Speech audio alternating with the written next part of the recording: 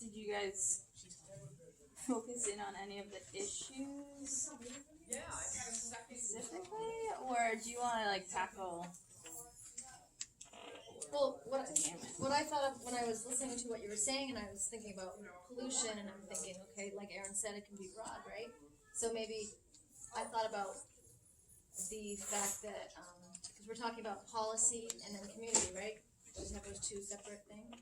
So the community is very involved in water pollution. So it's not just the government that needs to make rules. It's like all of us that live along the lagoon and even further away, everything we do impacts the water quality, so it's also community. Like what we put on our lawns, what we put down the drains, what we use in our water, that all impacts water quality and pollution as well. So it's policy as well as everybody getting involved. So I don't know how if you pick one or the other, but that's a good one because you can really narrow in on either community or policy. And then you could focus in on, say, drains or the water runoff or agriculture or lawns, right? Fertilizers. It is really, when you're talking about policy, like I think it's easier to narrow it down and focus on one thing.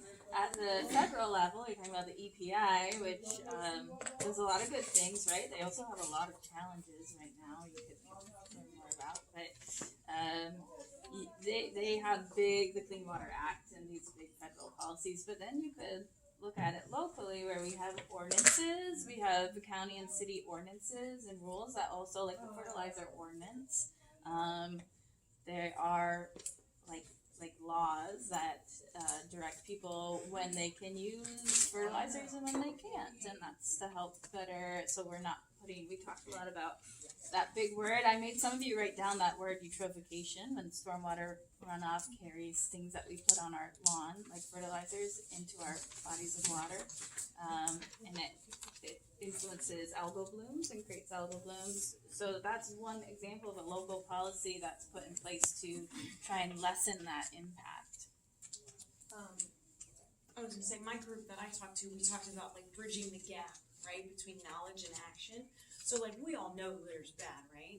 But we've got to figure out how to turn that knowledge into action. So like getting people on board, getting people to stop polluting, or to use metal straws, or to stop buying styrofoam products. You know what I mean? Like those kind of single-use plastics. Like we've got to kind of bring those two things together. But like she was saying, if you choose something instead of just saying, well, we need to just stop pollution.